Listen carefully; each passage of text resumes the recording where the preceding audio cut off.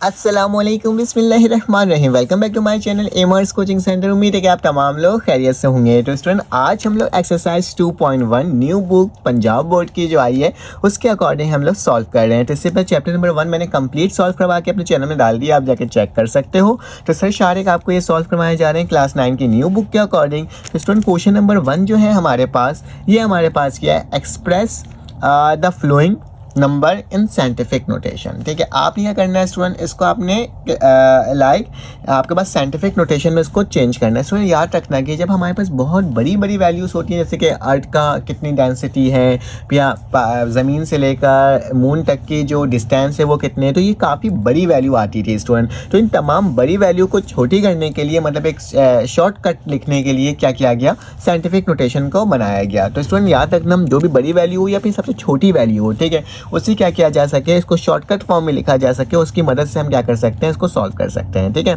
तो उसमें scientific notation हम यूटिलाइज कर सकते हैं। तो याद रखना, साइंटिफिक नोटेशन में हमें सबसे पहले याद रखना कि हमें फर्स्ट डेसिमल नंबर के बाद पॉइंट लेकर आना होता है। क्या, फर्स्ट डेसिमल नंबर के बाद क्या लेकर आना होता है स्टूडेंट, पॉइंट्स लेकर आना होता है।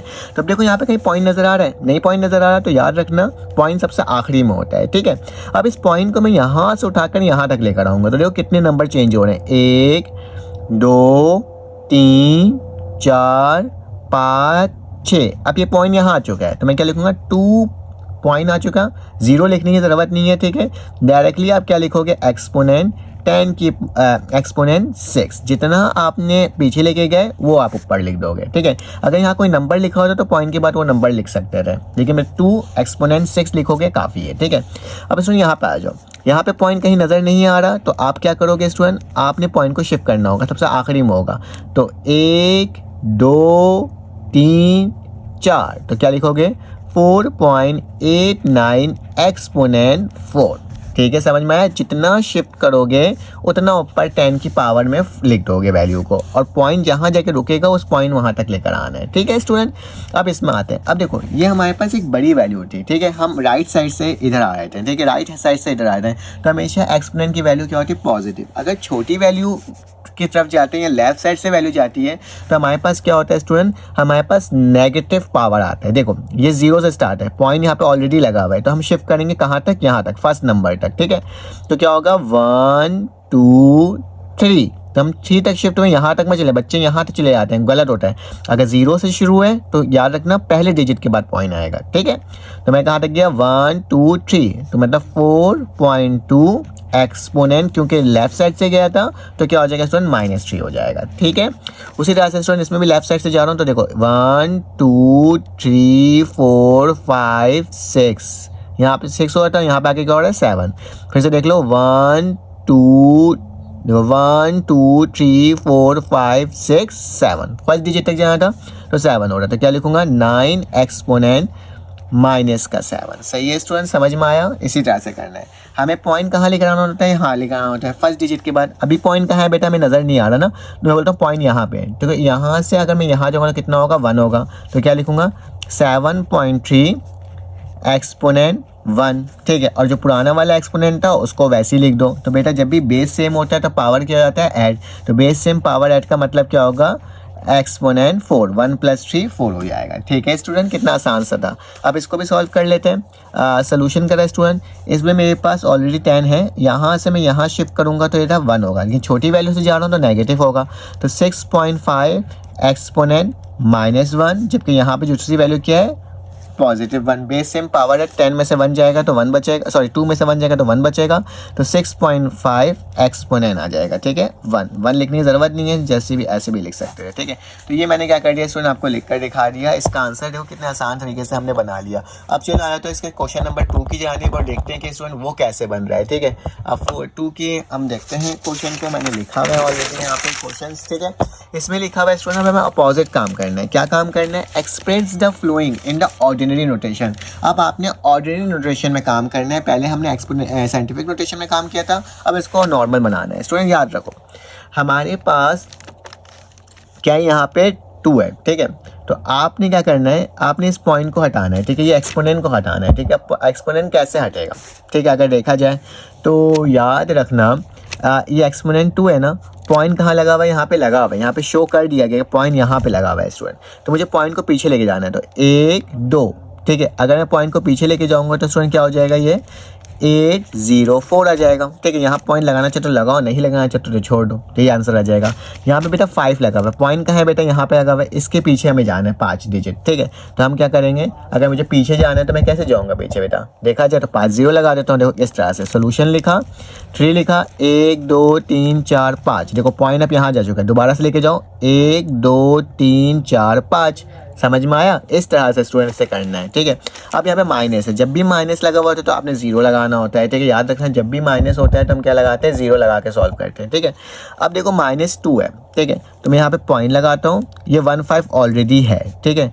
मुझे इतना लेके जाना है कि मेरे पास 2 आ जाए, तो मैं एक 0 लगाता हूँ, यहाँ से 1 हो जाएगा, ठीक है, ठीक है, यहाँ पे 1 हो जाएगा।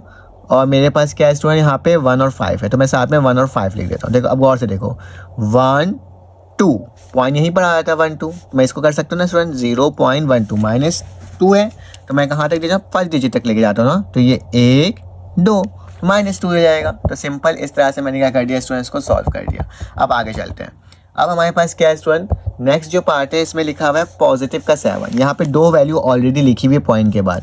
तो क्या करोगे स्टूडेंट, सोल्यूशन में 1 लिखोगे, 7 लिखोगे और 7 लिखोगे, 2 वैल्यू लिखी हुई है, मुझे 7 लिखना है, तो आगे 5 0 और लगा दूंगा, 1 2 3 4 5। अब गौर से देखो, यहाँ पे पॉइंट आया तो 1 2 3 4 5 6 7, याद रखना इस तरह से काम करना होता है। बच्चे क्या करते हैं, देखते हैं 7 7 0 लगा देते हैं, लेकिन वो गलत होता है। क्यों? क्योंकि आपको देखना होता है पॉइंट कहाँ लगा हुआ। अगर पॉइंट यहाँ लगा हुआ होता तो फिर मैं 7 0 लगा सकता था, लेकिन यहाँ पे पॉइंट लगा तो 2 डिजिट ऑलरेडी काउंट हो रहा है। तो याद रखना 7 में से 2 को माइनस करूंगा तो 5 होगा, तो 5 0 लगाऊंगा, ठीक है।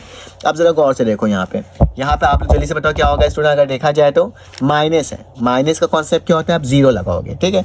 और आपने यहाँ तक पॉइंट लेकर आना है जब तक हमारे पास क्या ना हो जाए, 0 ना आ जाए, ठीक है, और 6 ना हो जाए। तो लिखता हूँ 0 1, फिर इसके कितना हो जाए 2, फिर 3, फिर 4, फिर 5।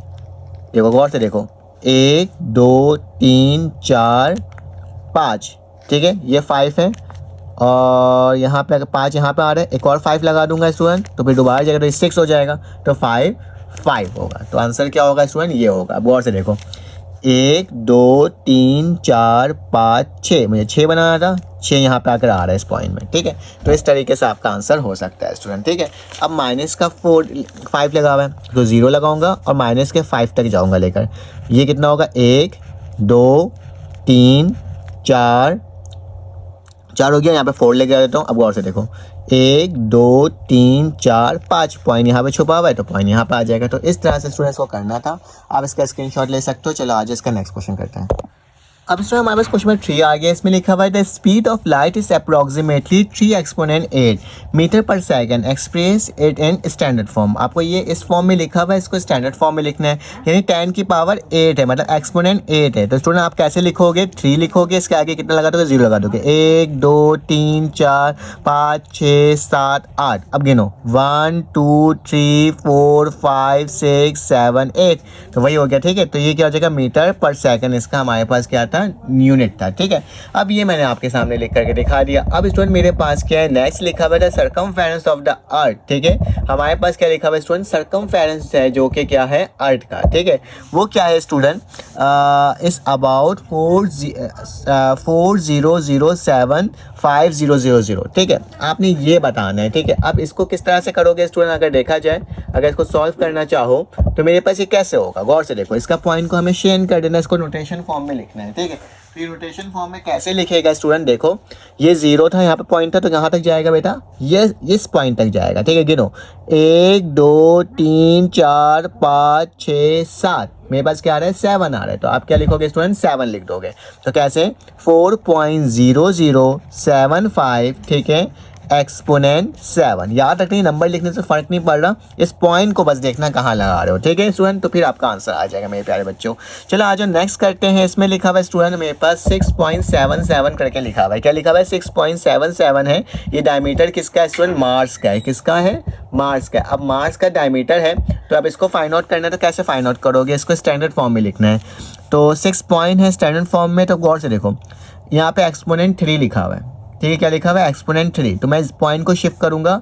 ये मत करना गलती से स्टूडेंट कि आपने क्या करा, इसके आगे 3 0 लगा दिया। मतलब ना आपको देखना होता है यहाँ पे कितने डिजिट हैं, ठीक है, डिजिट होंगे उसको देखोगे। तो यहाँ पे डिजिट ऑलरेडी कितने 1 2 3 4 है, तो स्टूडेंट 4 है। मेरे पास पॉइंट जो आएंगे वो यहाँ पर आएगा, ठीक है। कहाँ पॉइंट आएगा, यहाँ आएगा। क्यों, क्योंकि ये एक्सपोनेंट 3, एक्सपोनेंट 5 होता तो इसके 9 के आगे एक और 0 लगा देता, लेकिन अभी नहीं लगा सकता क्योंकि 3 लिखा हुआ है। तो क्या हो जाएगा 6777.9, ठीक है, ये हो जाएगा स्टैंडर्ड फॉर्म। दोबारा से पॉइंट शिफ्ट करो 1 2 3, तो एक्सपोनेंट 3 हो जाएगा, ठीक है स्टूडेंट। आगे चलते हैं। अब आगे क्या लिखा है, तो कंफ्यूज करने के लिए लिखा हुआ और कुछ भी नहीं है, ठीक है। अब यहाँ पे लिखा हुआ 1.2756 एक्सपोनेंट 4, बोला जा रहा है इसको नॉर्मल लिख दो। देखो 4 डिजिट है और पॉइंट के बाद 4 ही डिजिट है, तो आपको 4 0 मत लगाने बैठ जाना। आप क्या करोगे 12756, पॉइंट को शिफ्ट करो 1 2 3 4 आ रहा है, एक्सपोनेंट 4 हो जाता, अदरवाइज ये हो गया। तो तमाम हमने क्या कर दिया स्टूडेंट, आंसर कर दिया और हमारे पास ये एक्सरसाइज कंप्लीट हो गया। स्टूडेंट अगर आपको मेरी वीडियो अच्छी लगी तो प्लीज़ चैनल को लाइक और सब्सक्राइब कर दो, बेल के आइकन क्लिक कर दो। चलो आज इसका next question exercise 2.2 next video में सॉल्व करते हैं।